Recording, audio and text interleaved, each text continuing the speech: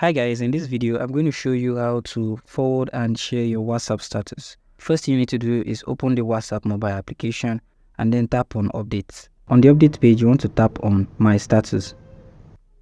And here you are going to see all the status that you have uploaded on WhatsApp.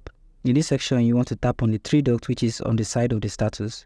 And you should see several options such as forward and share. When you choose to forward, you can send to your WhatsApp contact or group. You can also select multiple contacts and groups to send the status to.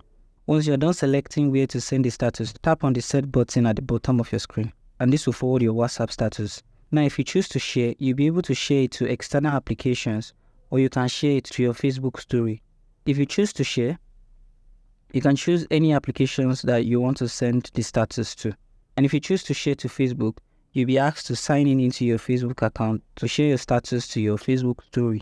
So thank you guys for watching this video on how to forward and share WhatsApp status. And I hope you found this video helpful. If you do find this video helpful, do make sure to subscribe to this channel and have your post notification turned on. I hope to see you guys in my next video.